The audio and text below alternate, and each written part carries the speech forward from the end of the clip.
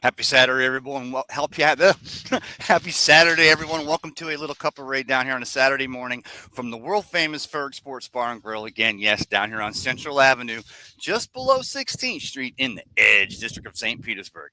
And I kind of got it that time. I want to apologize, guys and girls. Here's what I did today. Since I already did the Sports Webs page last night, had a great interview with James Canada, of course, former Buccaneer, former Colt, but current host of the Big Game Sports Buzz on the BGSC network, and Jay Stoggs, his co-host. Already did that last night, so I wanted to do a little thing. It's such a beautiful day here in Tampa Bay, and I realized with all my talking and all my tomfoolery, I never actually kind of said how I felt about the whole Liam Cohen thing and how what's going on with the Buccaneers, how I feel about the fact that they're really truthfully, honest to goodnessly is no more off season. And more importantly, I didn't really have a chance for a lot of you guys and girls to tell me how you felt. So I'll throw the comments up. But I used my own private Facebook page, and that's the one that's tied into my game center or my media center here, and I'm StreamYarding on that. I will not get comments I could put on the screen unless you do them through my YouTube page. And I'm sorry, it's just that, like I said, I didn't want to reuse the Sports Web, and Peter Blake's still sleeping. I'm sure working hard, the dog he is, and he is a dog. So I'll just check my own page and I'll see, okay, there are no comments yet, but the views are going up and the shares are there. I appreciate it if you can share on a Saturday morning. So I'll just jump right into it. Again, if you just go to YouTube and I would say just search Tampa Bay Ray. But if you go to YouTube, and my YouTube channel is at Ray Kennedy 3691. Oh, there we got comments. Christopher, my man. In fact, Christopher was the first official YouTube commenter on my YouTube page in the history of my page. And the show's there. You can go back and watch it, although it's probably like this show and who'd want to watch it. Christopher says, morning, Ray. Good morning, Christopher. And I saw you. I appreciated you last night joining us. Appreciate the talk. I've seen some of your posts. I've seen your posts all over, Christopher. Tell me what you. I'll pose the question like this. Impressed that a football coach of Liam Cohen's ilk with the here to there calling plays at the NFL level for a great organization with a solid quarterback and a great offense from offensive line all the way back to tailback. Did he parlay that and get the bag and get a good job there, a shot working with Trevor Lawrence? Okay, so there's that side of you, and that's the side I've been the last 3 days, and I apologize for that because it does sound like I'm an apologist. Okay, Christopher is making it known. Oh, actually, no, it's Bucks Race Bolts. Liam's a backstabber. And right? So that's the other side of that, because the other side is that not just that, but the way he treated this organization, the way he disrespected Jason Light, the way the Glazers went back at him and we're going to make him the highest paid offensive coordinator in the entire league just to show the respect. And again, a lot of the NFL is about narratives, and we make the joke about, is it in the script for 2024 or what's in the script or the NFL script, but it's really about stories, right? Player stories, where they've come from, what took to get here, the people that helped them get here, coaches and how they struggled and came up. And I'm not talking about Liam Cohen, but so it's all about narratives. And the narrative for your Buccaneers were they were going to, I was talking to James Canada last night. I want to go ahead and put this on there. He's Buck Raisebolt says Liam walked the plank. Make Liam walk the plank. Throw him in Tampa Bay. Hey, that's terrible for sad people over here in the condos behind the world famous Ferg Sports Bar and Grill. They're like, oh, there's a drunken pirate. Gasparilla's here, and yes, today is Gasparilla. So I'll tie that back into my drunken disorderly comment there. But the Glazers said any money, and then you hear the story from Albert Breer of Sports Illustrated, and I heard a story yesterday on the Jay Retcher podcast with Greg Allman and Scott Reynolds from Pewter Report and of course Fox, respectively, later, whatever. But the fact that he goes back and asks for more money. Okay, so this is the second day after the agreement in principle on a contract where you gave him exactly what he wanted, $4.5 million is the report, and then he comes back and wants more. Then the third day gets here, and the third, he's still not here. Now, the guy's living in Tampa Bay, even if he's living in Kentucky, and we know he was dealing with a personal thing in the family, maybe a small illness, and so we wish him the best on that, and whatever was going on, that's crazy. And here's the thing about that. Now, that narrative, I get that when he said that he's still dealing with a personal thing, which probably was true, but it was probably more Mrs. Cohen that was dealing with the personal thing at that time, because as we find out later, Liam's actually in Jacksonville in the building. So that's where it really turned into him. So it wasn't just how he treated the Glazers. And please tell me how you guys and girls feel, or if it's just also, are you interested in just seeing if he has a success, which we don't want him to. We want him to fail miserably. We want him the team to fly back from a game in Ohio, and we want him to be found that he said he was staying for an illness, and they ended up finding him at a bar with somebody dancing on his knee, which would be like, oh, I don't wish that on him, but that was probably some Bucks fans are out there like, wouldn't that just be the greatest? Christopher Cole says it is what it is. Yeah, and Christopher, you brought like you always do. You brought me back to what I was feeling.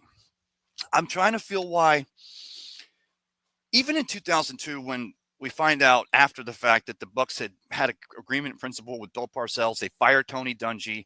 Bill Parcells backs out again, says he's not going to coach again, just can't handle the responsibility of a team. Which this was set up, right? Something scared Bill Parcells off because the very following year he ends up taking a job in Dallas, coaching for 4 more years, getting them to one playoff game, playoffs. But even then, to get John Gruden, I'm just rehashing things here. But you didn't have a nervousness, and I don't have a nervousness in 2024, except from the standpoint that every year is different. Every team in your division is going to get better. Literally, you game plan to beat the teams in your division. So you know that those Falcons are getting a little bit of attitude. You know this. No one knows what's going on with the Saints. Panthers got their thing going. See how they're going to build their team through the draft. The division's going to get even harder and harder to win. And now you got to bring another offensive coordinator in. And even if you get a clone of Liam, one of the things I gave to Liam all along is the fact. Let me check my Facebook page just in case. Again, if you're trying to comment, I apologize. Jump onto my YouTube channel. You don't have to like and subscribe. I get it. It's just a beautiful Saturday morning down here. And I kind of didn't get the whole Dave Canales thing worked out. And I don't think some of you guys and girls did too. I like that the narrative turned to the fact that this team's brought 2 OCs in 2 years in a row, and you're optimistic about what you're going to continue to do, because at the end of the day, it really is about the guys in the trenches, the quarterback, the entire team. And as we talk about the Bucks wanting to improve the defense to build off of the successes in 2024, weren't as much so on that defense. Get healthy and you want to build it, and now all of a sudden the OC's the deal. So I get that too. Bucks Raise Bolt says Jeremy Fowler. Jeremy Fowler, 2 minutes. The Bucks have requested to interview offensive assistant pass game specialist Nate Scheelhaase for their offensive coordinator position, per source. Help me out here. Scheelhaase, I'll tell you what, I'll look it up real quick just to see, because the name sounds familiar, but off the top of my head, he wasn't one of the, I was like, this is silly, but I'm like, did the Saints fire Clint Kubiak? Of course, Gary Kubiak's son. He's got a good offense. I'm not sure what his offense does as far as lining up, but feels like it kind of comes from that same kind of tree, or going back to the Shanahan and the zone blocking schemes, and Mike and then Kyle. Let me look up Shield. Oh, from the Rams. Okay. And is that the quarterback's coach that we were talking about, Scheelhaase? Let me actually type something in here. Scheelhasse.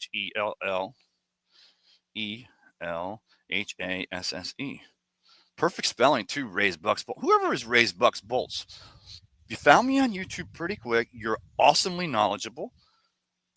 He says yes. Okay. Oh, I like this is the quarterback. Oh, so it is the quarterback. He's been in that system, quarterback coach for 2 years, talked about how a guy like him deserves that.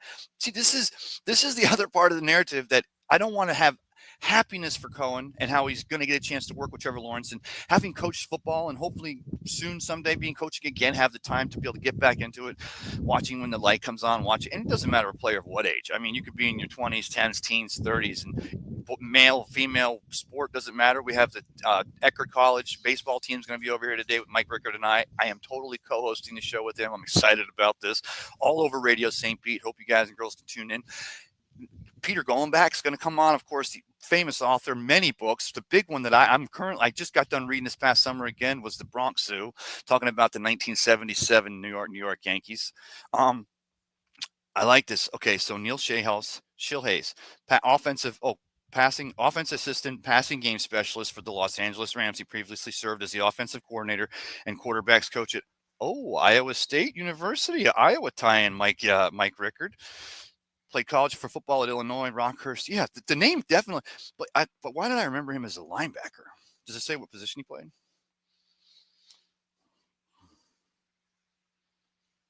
See there, that's the one. Wikipedia, you're good job. You give me everything. Rockhurst, Kansas City, Missouri, comes from a Midwest guy. Also Davenport, Iowa, born in Davenport, Iowa.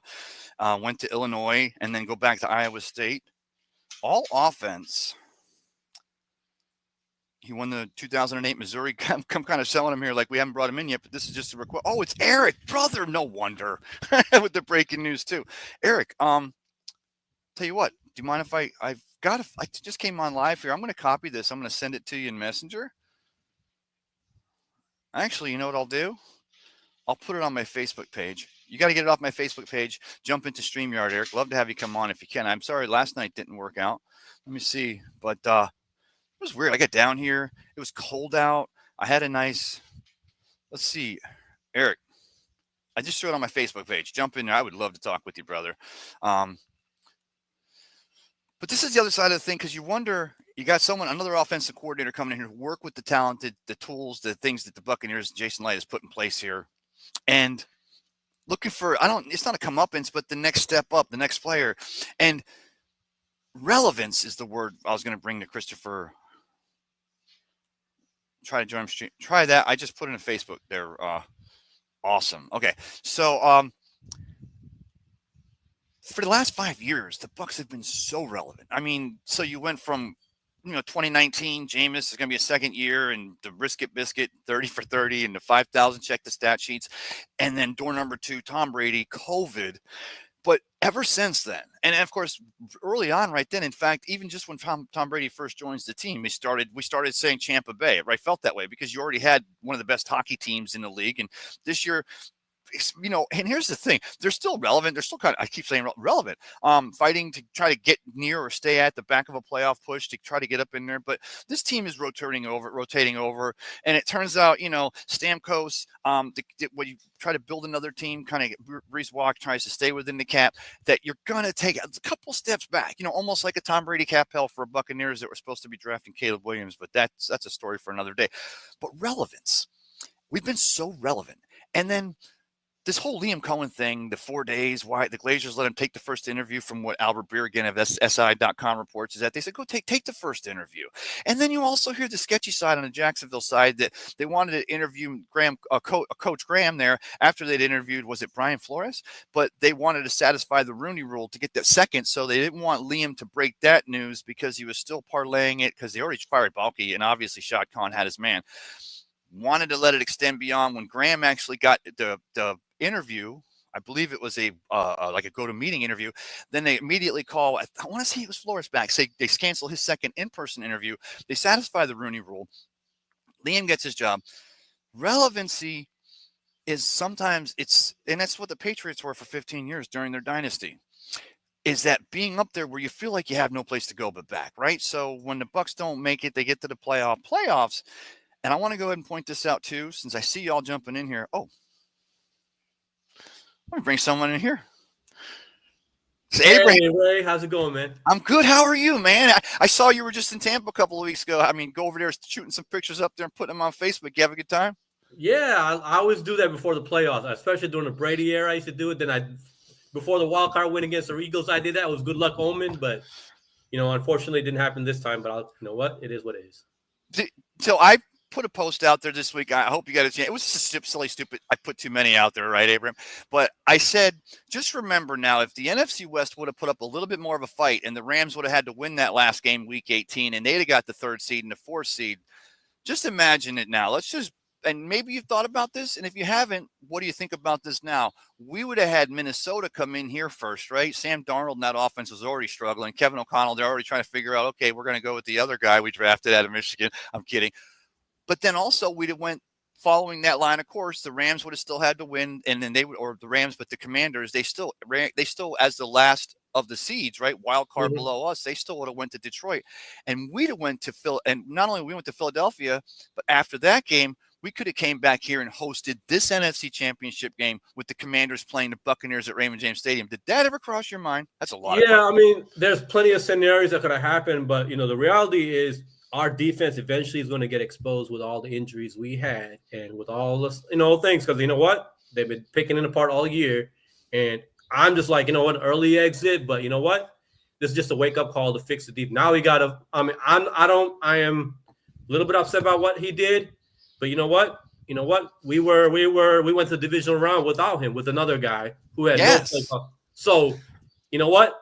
just because you got one good year as OC, man, you got to kick it on this cylinder. But you can't make an offense go like that without the weapons and without the personnel, and Oh, without. Well, So and you talk about making it to the divisional last year, and even James Canada last night on a little show we did, he brought up the fact that Washington's defense came in here and played really strong, right? The Bucks defense never backed down, but they kind of bowed up. But you did see some calls, and not just the cute with the run around with McMillan, but there were some calls in that game where you looked at it and you'd have thought Cohen would have went stronger on a run play or a power play as opposed to still trying to be tricky. Didn't work out for them as much, did it? no, I just don't like. There's no guarantee you may be a good offensive coordinator in this league, but that doesn't guarantee you being a good head coach. I mean, Doug Peterson won the Super Bowl, and look what happened, man. And Doug Peterson won a Super Bowl with Nick Foles, which was like the most incredible story, right? Yeah. So hey, whatever. I mean, I just say, hey, if he doesn't want to be in Tampa, we just gotta let him go, and then bring somebody else in, bring fresh new ideas in. I like that guy from the Peas, that guy from the Seahawks, because he's got experience under McVay, so he runs that similar system. Yes. Or I would just stick to someone who knows that system and have continuity as far as this kind of system. That yes. I would. And it's that McCaffrey. I'm sorry, no, I was gonna say it's that Kyle Shanahan, Mike Shanahan, that zone. He was McVay's assistant too, so I just think that's a good thing too. So, which is ironic though, because somebody threw out yesterday, just story of all stories, just to kind of throw wrench in the entire NFL script for 2025. If John Gruden, because of course he sat in the box this year, and if he were to become the offense coordinator, now remember, Sean McVay was an 18-year-old kid, so was Kyle Shanahan when they were actually like volunteers or they were actually assistants on the Buccaneers team under Gruden way back in the day, which shows you how it's weird how the tree sometimes the root just wraps completely around, doesn't it? Yeah, I'm not going to lose sleep over him going because you know what? He's going to have to build. He has a lot of work cut out for him. And it's like, you know what? At least he had a set up offense and established, experienced, guys on there. Now you got to start, you do have some weapons, but you still got work to do. So do you wish him ill will? That's what I feel like. As bad as he was kind of a jerk. Everyone wants to say, well, he got to take care of his family, getting that bag, getting that job. Kind of was a jerk the way he handled it. But at the same time, we kind of like, let's see what happens there. I mean, we don't wish him ill will, or we just I don't wish none of that. But you know what? It could have been handled a lot better. A lot better. And I just don't like it. Just, be straightforward about it. And then just, you're going to go. Don't agree to stay. Then back out in the last minute. Yeah. You know what? Eventually somebody's going to scoop them up, but then you know what? Maybe it's better we find fresh new people inside, just inject new ideas. Yeah. That's what it is. Abraham, the defense needs that. I mean, as much as I don't like seeing Casey Rogers go, but you know what? That hurts. Yeah, that one I didn't want to see go. But you know what? There's a lot of people that don't challenge Todd Bowles on defense and his defensive calling. You need people to bring that kind of, fresh ideas and innovative approach to defense as well, and that's what needs. That they need Abraham, on defense as well. You hit on that nut. I mean, that you hit on that nail because that's exactly what you're doing with this defense. They keep being true. It's like when Todd Bowles took the team over and felt like he was self-handed from Bruce Arians. Although bury the lead, Coach Bowles is still one of my favorite coaches in the entire National Football League. I can not tell you why. You lose Casey Rogers, you start getting other parts of that defense going as you lose your OC. But like you said right there, Abraham, you bring in new defensive dogs, new guys that come in here and infuse a little bit of life back into this system. I mean, these players were playing for these coaches like they played for Monty Kiffin and Tony Dungy back in the day. There's no quitting this defense. But now you start bringing in some new blood, rotating it up in there. You start challenging these players on a basis by basis. Not only do you still have a team that's dedicated, but now you have a team that's playing even maybe punching above their weight, and that makes this Buccaneers defense even better possibly in 2025. Look what Colorado did. I say Deion Sanders is from my hometown, Fort Myers. He went to my high school. We were the same high school. So look what he did on the defense. He brought in a bunch of new defensive coordinator, a bunch of new people on a D line. Yep, and look how much change it is. I mean, I think you're going to have to just start recruiting from either collegiate level or from professional level, whatever. But bring new people in, bring new ideas in, get some accountability, because you know what? Too much of the status quo ain't good either. So always, And here's the thing, Abraham. as much as we're talking about people taking a John Spytek, interviewing a Mike Greenberg, taking a Liam Cohen, use that goodwill that we have around the entire National Football League with respect for this organization, and now start bringing in those dogs that want to come up. You start finding a guy at like Eastern Michigan State that's just an incredible coach that coaches a scheme that Todd Bowles, maybe Temple, maybe you go back and find, and you also around the league in the NFL, maybe you bring in a veteran at certain positions like a Rod Marinelli, or you bring in like a different type of defensive coordinator to build that defense. And it seems like the Buccaneers have a chance to kind of still maintain this solid defense with Todd Bowles making the calls, but infuse a different kind of style into it. That might be as much as importance to this Buccaneers squad. I just think there need to be new people and innovative ideas brought into the defense. Yeah. That's the only way the defense is going to grow. It's been stagnant. It's been pretty stagnant with some of the coaches, they had in the secondary, the ILD. Yes. So is Larry Foote leaving? I always joked about Larry Foote because, of course, he's assistant coach back when Todd Bowles had COVID back in 2020, or the coaches. I honestly don't know. I haven't heard that he's leaving, but I mean, the moment you start hearing people are plugging from off his defense, if there's a reason why they're shaking some of that veteran or some of them older coaches, there's a possible chance that maybe the writing's on the wall for him, or he wants to shake things up a little bit. But, I don't see that happening, though, because it's just too good of an organization. You just got to kind of put the pieces in the right places. And that's the one thing that Jason Light, as important as the draft is, he's got to fill all these positions with Coach Bowles' assistants, maybe even Bruce Arians in the corner office on both the offense and defensive side of the ball.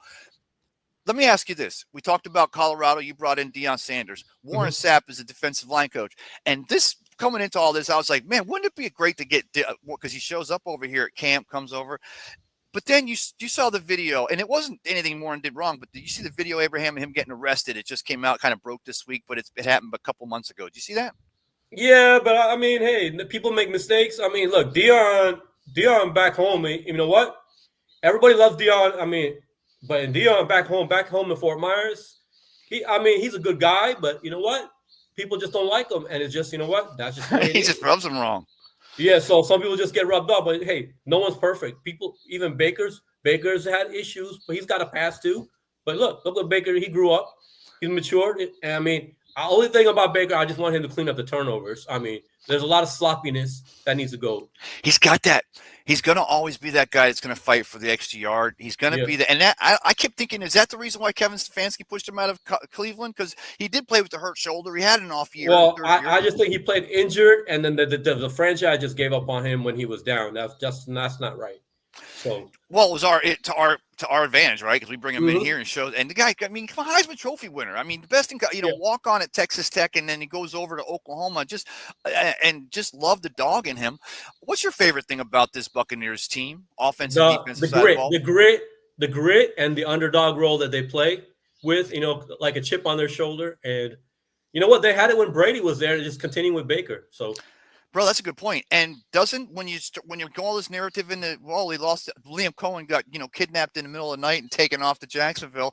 And it continue to put the Buccaneers into a position where they can play, not the underdog. People don't take this team for that lightly, but I mean, they can play that chip on their shoulder type of football, which is the mentality of this team. Exactly. So I just think, you know what, maybe a blessing in disguise. So you don't want to keep somebody who doesn't want to be here. You know what? Let him go. Find somebody else. Maybe you can get somebody to take up to the next notch, because some of the play calling with Liam Cohen, I didn't agree. I didn't like, they didn't do well. Really didn't do well in the playoffs. I'll tell you. Playoffs. And, I mean, last year they did pretty well against the Eagles, and then the Lions. They're all very close. But the main thing, the number thing is the turnovers got to be stopped. He's got to cut down the interceptions and the fumbles. Yeah. And protect the football, and that's what they got to focus on, protecting the football. And keep that running game going, but don't be so tricky. I know you're not going to be down there at the world-famous Ferg Sports Bar and Grill down here on Central Avenue, just below 16th Street in the edge district of St. Petersburg, but you're going to be watching the games tomorrow. Who do you like in the first game between the Commanders and the Eagles, and who do you like in a nightcap between the Chiefs and the I would say the Eagles, because the Eagles have they loaded up because they had, after that that collapse they had last year. I just think that the Eagles have Barkley will is going to carry them with the running game because and beast Jalen Carter, that defensive line, they look like a beast. But as long as they can contain what's his name, don't give him his runs Jaden and Daniels, just make him beat you with the passing game. Yep. because the main thing is containing him. Don't let him get the. Yes. Don't let him scramble. Now, who Just do you keep him like in the inside the Bills? pocket. Who do Mhm. you like the Bills Chiefs game at Arrowhead? Replay Um, seems like this is happening annually between these I two think teams. Josh Allen's got something to prove, and Oh, yeah. I think Josh Allen's got something to prove, but somehow the Chiefs get a lot of favorable calls. The refs are somehow Do giving you think? favorable calls to the Chiefs. No, I know. Hey, So um, Josh Allen does go in there and they beat the Chiefs, and then they go to the Super Bowl. Maybe the Bills finally get that monkey off their back as well, which is how you felt the Detroit Lions were going to finally do this year. But and then all of a sudden it's the Thursday before the Super Bowl, and they give the MVP out.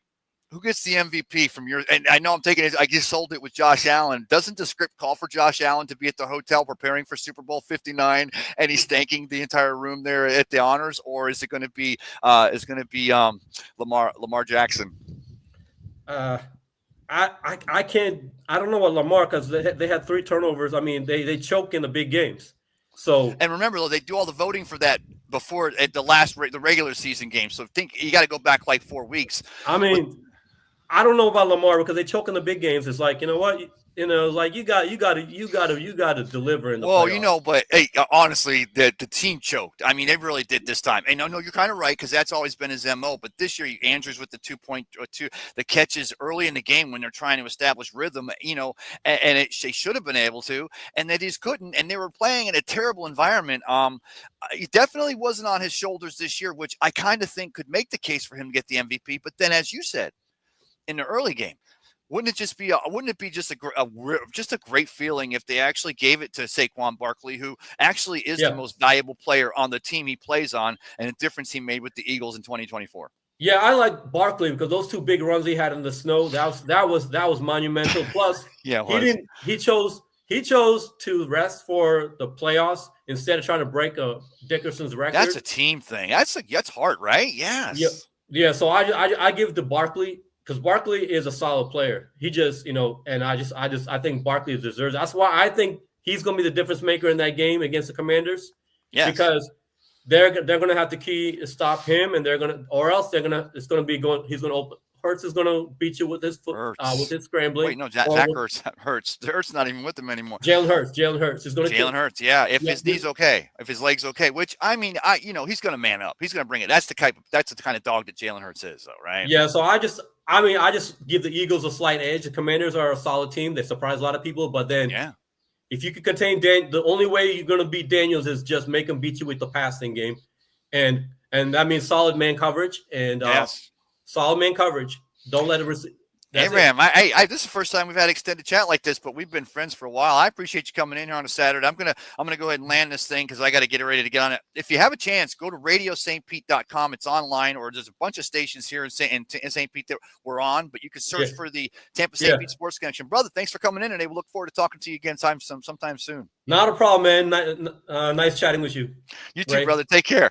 God, got Abraham, just a good, great, very knowledgeable, very Bucks knowledgeable, jumping in here on a Saturday. And I go ahead and thank for that conversation. I love that because I stopped talking, which is a very good thing. Obviously, you don't have to say it. I feel it. And then I get a chance to also expound on some other issues. Whereas like last night when I'm talking to James Canada, we just wanted to talk about nothing but Bucks, and we went in there pretty deep. Didn't share it as much because it was just a Friday night conversation. But he got some great. He played the game, and he played a game here, but some great insights into not only what the defense is looking to improve on at different positions in the 2025 draft or through free agency. Mentioned Khalil Mack. And I'm like, Shaq came in and his defense, obviously, with Joe Tryon-Shoyinka as a free agent, his contract's expired. Why do we want to say it like that? Like, he's a free agent. Best of luck to him. His contract expired. Like, we're going to find him. And then somebody commented this week, I love this. Let me check I'm sorry if I didn't. Again, I can't do comments from Facebook. Someone said it was funny because they said Kyle Trask go play for the USFL, or is it XFL or whatever it is now? I don't know. I don't have any gambling apps on my phone, so I'm not even sure what they call the league. And I'm like, you got to wonder, does he have that dog in him? Because again, I hated him at Florida when the Bucks drafted him because he was a linebacker at quarterback. And then I really got deep into the story, of course, as a columnist. 2019's Creative Loafing's best local columnist here in Tampa Bay. 2019. I got to keep ringing it. It's the only bell I have to ring, and I got to draw this thing short. But does he want to do that? Because he's had a 4-year career here. The Bucks the Bucks don't exercise his 50-year on his contract or get a 50-year. No, he didn't have a 50-year because he was a first round pick. No, second round pick. I'm expounding here. Does he want to go and prove himself like that? Because I think obviously he's going to get a job on another team if he still wants to play, which I assume he does. But watching the maturity over the years, and don't forget, go 3 years back. Again, I remember doing the show. The Bucks jumped into the Deshaun Watson sweepstakes at the very, very end, and it was a Sunday. And I went out, and Alex Schumber, good friend of mine, thank you for your service to our country, you and your friends and your crew. And I'm like, we got to make an argument that Deshaun's not the guy. And it was going to be, it's going to be Ryan Griffith or we're going to look at Kyle Trask. And just like I was ready for James to go for a second year in the risk it biscuit system until it was Tom Brady, which that was just nobody would have won that battle. And glad he did.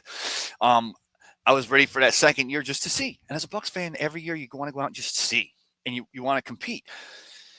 Last 5 years, we've competed at a very high level, made the playoffs and divisional game, and of course, the Super Bowl on a front end kicker on that, and the back end getting 10 wins this season, winning the division for the 4th year in a row.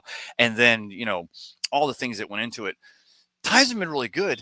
And sometimes I think that's why we get a little bit overreactionary, if you will, on and I don't want to say losing your OC, especially after the success they had, but the team wanted to keep him. They threw all the money at him. Liam Cohen, I'm sure, and Baker probably, as hurt as he is, I'm sure Baker, the dog that he is looking forward to the next challenge. His 8th offensive coordinator in 8 seasons in the NFL, which kind of also sets a precedent that Baker actually does really well with ball. And you can change it, give him a good offensive line. It's a shame the Bucs don't have one of those. Give them good running backs, versatile, both running out of the pocket, running seam or cross patterns, but also hands, and also picking up blocks. One of the most impressive things about Bucky Irving as he goes over the 1,000-yard mark in 2024 was the times when he really he didn't always get in, and he pushed a blocker back, but he held up. Baker have the time. And Baker knew where Bucky was going to block to because he knows his running back's block strengths. He knows where the offensive line is going to block because he works with them every day. And then the wide receivers are always going to be exactly where he expects them to be. Really exciting. So many people out there that are looking at this offensive coordinators at any level, college level, pro level, retired level, John Gruden. I'm not even making that case. They're going to want to come here and work with that. It's exciting. But because there's been so much success, and that word relevancy, we've been so relevant. Buccaneers over the last 5 years. It's been so much fun as the media continues to purposely cover them away. And I don't think we want it any other way that makes this team have a chip on their shoulder year in and year out. It's the kind of team that Jason Light's put together, kind of players, the kind of makeup of this organization. Number one fan experience, game day fan in stadium experience. Like 9 of the last 11 years, the Bucs were number one. The decisions being made in the front office from a football standpoint, personnel level, number one. I mean, even if you talk about a devotion to a Joe trying to figure out how to make the Washington kid a first round pick work, and I still think he's on this team in 2025. I will tell you why. As much as we look to improve, you got a guy that's going to be a 5th-year veteran who's got speed, and that's what Joe's strength was. He never seemed like he was take an attack point on the line and get to the quarterback at any one of the 8 positions in the pocket or 9 or whatever. But he'd always, the early thing was he'd run through. His speed on the outside as an outside linebacker, both hands in the dirt or in an up position to make coverage, allows Todd Bowles to do the schemes that allow the rest of the defense to stop down at Tyreek Hill in Super Bowl 55, to literally take Patrick Mahomes and put him in the dirt. And the reason why I went there with that and worked it back to the Kansas City Chiefs is I realized something all of a sudden. And I'll end the show with this. Just thoughts again, random thoughts here on a Saturday morning down here at the beautiful, world famous, beautiful because I'm out here in Ferg's backyard with the big stage, right there's Tropicana Field with the aluminum. It looks like an aluminum room, like they got the screens up, whatever, with the roof there. What's going on there? We'll go there another time. But really started looking at the numbers on Patrick Mahomes this year. And as much as I wanted to go back to 4 years ago, 5 years ago in Super Bowl 55, where they were already calling him the baby goat. And I'm like, come on, phenomenal player. He's got Andy Reid walked into a perfect situation. But no, Tom Brady, his body works seven now Super Bowls, but over the decade. I'm looking at Patrick Mahomes' numbers in 2024. I mean, the body of work there as they're in their fifth AFC Conference Championship, and the playoffs going for their third consecutive Super Bowl, being the first team in NFL history to do that. And all of a sudden, I realize they're like neck and neck. And it took him a lot less time to get neck and neck with Tom Brady for the greatest of all time than it is ever going to be for LeBron James to get neck and neck and try to be the greatest of all time over Michael Jordan. It just doesn't happen. But I was looking at that and I'm like, wow. I mean, his numbers are if you don't believe me, go to Wikipedia or Google or something and just Google, Patrick Mahomes accolades and just read it over. Now go over and read Tom Brady. It's going to take you 3 times as long, and it is longer, especially coming from the 269th pick of the 6th round. Liam Cohen could have handled it so much better. I think there were a lot of things that made it really bad optics. Of course, the worst of all was that even at the end there, he was like still trying to have his cake and eat it too, saying that it's changed, but he was already there. But from the standpoint of wishing Buccaneers fans, maybe that's to us too. And there's just a lot of you out there. I see you, so I see that there's vitriol, and so there is a little bit of hate. But there hasn't been as much this time. One person I think did say it was something with the personal, and they went family a little bit, and I want to say it was Scott Bradford from Bucks Life. Yeah, in fact, it was Scott. Thank you for that message. That I believe it was you, or at least it was on Bucks Life. To not go personal, because that's the line, right? I mean, adversarial. I'm hoping that the Jags play here in the preseason in 2025 because we play them every year, right? In fact, those are some of Kyle Trask's best games over his career. I'll quit bashing Kyle Trask on a Saturday, but I mean, obviously, I want to play him. And I was really happy when we did play them, and we kind of really beat them badly, and we kind of made Trevor Lawrence get out of here with some pain. And that was a regular season game 2 years ago, or was it? No, was it last year? No, it was 2 years ago because we played the AFC North this year. Long story short, definitely want to play him. Keep it on from not being personal. I mean, even if we can say that the excuse is, well, he used his, illness in the family as an excuse. And I think all that was happening, and it was. So, and take it from someone who's that juggling clown on a wire, which I am literally every time I go live. Sometimes you tell the entire story, but then in retrospect, they go back and they go, maybe it wasn't emphasis. Maybe this was in. Well, I never do that. I'm always 100% completely honest. Could have handled it a lot better. I think that when Ian Rappaport reports that, was it Ian Rappaport? I'm trying to remember. It was Ian Rappaport. When he reports the other night, he's live on Pat McAfee show, and he reports that in all of his years covering the football in the NFL, he's never seen a front office, for lack of a better term, or the owners as mad as they were at Liam Cohen. And I think they were, because the truth is they 100% realize that this is one of the best organizations, and you have to want to work here. And it's Tampa Bay, and it's Jason Light, and it's stability, and it's 5 years of relevancy after a long walk in the desert. But that's for another day. Let me just check my Facebook page in case there was at least one comment. Oh, I'm sorry, Eric. That's okay. I'm going to get off here anyway because we got to be on 11. We got to have a little pre-production meeting for the Radio St. Pete. But let me just do. What was I looking up again? My page. It's your fault. You're the one who got me off topic. Like there was a topic. Oh, yeah, absolutely no comments. Okay, I get it. I mean, it's early. It's a beautiful Saturday here in Tampa Bay. I hope it's beautiful where you're at as we're getting ready for Championship Sunday.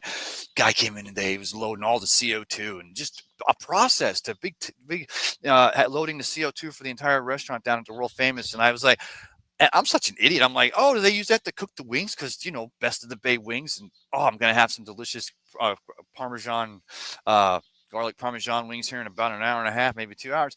He goes, no, this is just the carbonation for all of the beer and all the beverages here. And I'm like, man, no wonder beer doesn't pour better from a tap or Coke doesn't fall better from a fountain at any restaurant, let alone the world famous best sports bar in the entire West Central Florida. I would pose the entire state of Florida, the world famous Ferg Sports Bar and Grill down here on Central Avenue, just below 16th Street in the Edge District of St. Petersburg. Cut that commercial.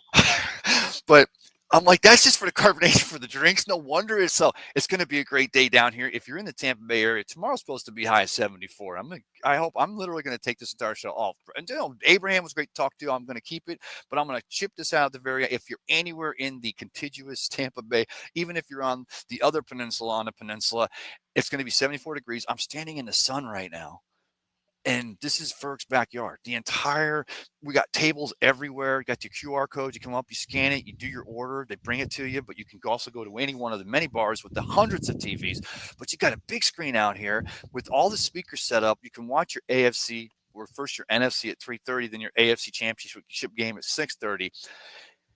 With Tropicana Field as your background and a stage here, I don't even know. I have to check with Coach and DJ Mack. There may be a little band. Oh, they won't be there during the game, but all this, you can actually get a suntan watching the Eagles Commanders game, and then you can move it inside, or you can go up to the clubhouse there, play on the virtual golf. I am literally selling Fergs. I love this place. I appreciate. Coach was here first thing this morning. I'm like, hey, Coach, good morning.